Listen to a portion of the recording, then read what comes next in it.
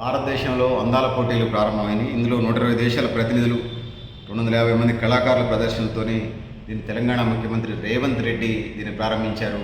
తెలంగాణ రాష్ట్ర ప్రభుత్వం దీన్ని పర్యాటక రంగాన్ని అభివృద్ధి చేసుకోవడానికి ఉపయోగపడుతున్నట్టుగా మనం భావించవచ్చు. 72వ మిస్ వరల్డ్ పోటీలు ఏదైతే ఉన్నదో ఇది భారతదేశానికి ప్రపంచంలో అంటే 120 దేశాల ప్రతినిధులు పాల్గొంటున్నట్టుగా మనకి సమాచారం తెలుస్తూ ఉంది. అందులో 150 దేశాలకు సంబంధించి 3000 మంది మీడియా ప్రతినిధులు భారతదేశంలో ముఖ్యంగా హైదరాబాద్లో ఉన్నారు. వీళ్ళు దీనికి సంబంధించిన ఏర్పాట్లన్నీ హైదరాబాద్ అంతా కూడా 3 అంచెలు 5 అంచెల వ్యవస్థ కట్టుదిట్టమైన భద్రతలో ఉన్నది. సో ఆ విధంగా మనం ముందుకు పోతూ ఉన్నాం. సో భారతీయ నిన్ననే గచ్చిబౌలి స్టేడియంలో మే 10వ తారీఖు నాడు దానికి సంబంధించినటువంటి ప్రారంభోత్సవ కార్యక్రమం జరిగింది. మే 10 నుంచి మే 31 అట్లా చెప్తే జూన్ 1వ తేదీ దాకా ఈ కార్యక్రమాలు కొనసాగుతాయి. జూన్ 2వ తారీఖు నాడు అందాల పోటీలకు సంబంధించినటువంటి టాప్ కంటెస్టెంట్స్ ఏదైతే టాప్ ప్లేస్లో ఉన్న వాళ్ళు తెలంగాణ ఆవిర్భావ దినోత్సవ వేడుకల్లో కూడా పాల్గొంటారనేది నేను తెలియజేసుకుంటా ఉన్నాను. సో పెద్దలరా మిత్రులరా, ఇది పరిస్థితి. సో 2025 మిస్ వరల్డ్ పోటీలు ఏదైతే ఉన్నాయో 72వ సారి జరుగుతూ ఉన్నాయి.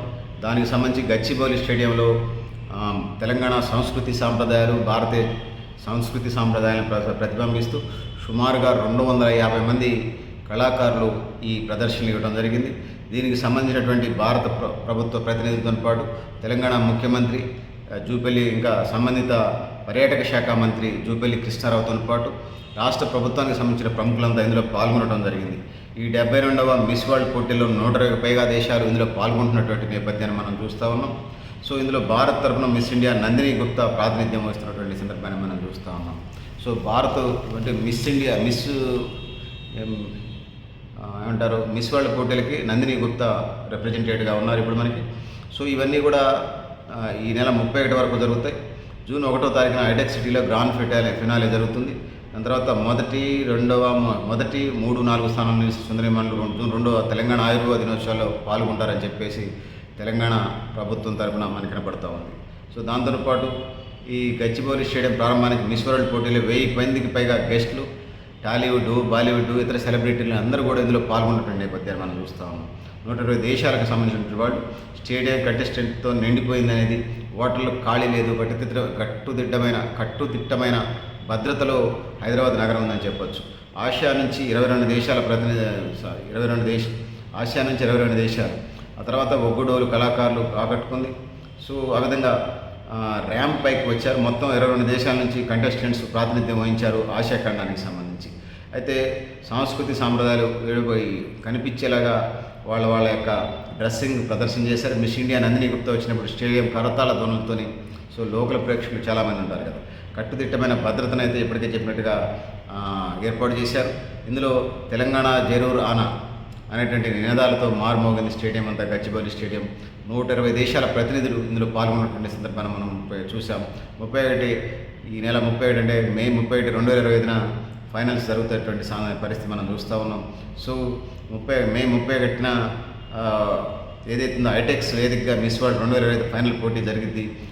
తెలంగాణ సంస్కృతి సాంప్రదాయాల మేళవింపుగా 3 వారాల పాటు కార్యక్రమాలు కంటిన్యూస్గా జరుగుతూ ఉంటాయని చెప్పుకోవచ్చు. తర్వాత మిస్ వరల్డ్ 2025 కంటెస్టెంట్స్ ఇప్పటికే మనం దానికి సంబంధించిన పిక్చర్ కూడా ఇచ్చాం. ఇందులో ప్రధానంగా మనం ఏం చెప్పాం, వరంగల్, పోచంపల్లి, బుద్ధవనం, యాదగిరిగుట్ట, మహబూబ్ నగర్ ప్రాంతాల సాంస్కృతిక చారిత్రక ప్రదేశాలని వీళ్ళు పర్యటిస్తారని నేను షెడ్యూల్ కూడా చెప్పాను గత వీడియోస్లో. సో దాంతో పాటు ఈ నెల 13 చార్మినార్, లాడ్ బజార్, హెరిటేజ్ వాక్లో పాల్గొంటారు. సో ఆ విధంగా ఉన్నది. సో దీనికి సంబంధించి వరంగల్కి టూర్ ఉన్నది కాబట్టి 2000 మందితో భద్రత ఏర్పాటు చేశారు.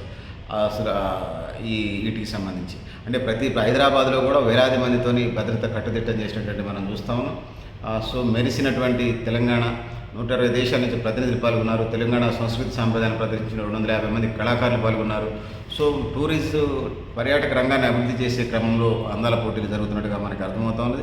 సో వీళ్ళు పర్యటించే ప్రాంతాలకు సంబంధించి కూడా మనం ఇక్కడ చూస్తూ ఉన్నాం.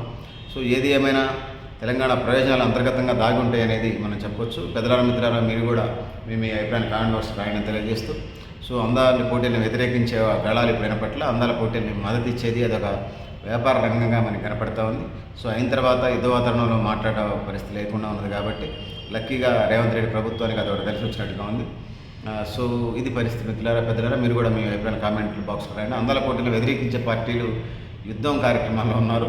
సో ఈలోగా 10 డేసే కాబట్టి ఏడావిడి ముగిసే సాయానికి సో ఇదంతా కంప్లీట్ అయ్యే పరిస్థితి ఉంది కాబట్టి లక్కీగా రేవంత్ రెడ్డి ప్రభుత్వం మీద విపరీతమైనటువంటి ఒత్తిడి అయితే లేకుండా బయటపడతారు. పర్యాటక రంగం అభివృద్ధి అని వాళ్ళు చెప్తా ఉన్నారు. చూద్దాం ఏం జరుగుతుందో. పెద్దలారా, మిత్రులారా, మీరు కూడా మీ అభిప్రాయాలు కామెంట్ బాక్స్లో రాయండి. నేను గైడ్ సచ్చాను, మీ లక్ష్యాన్ని చేసి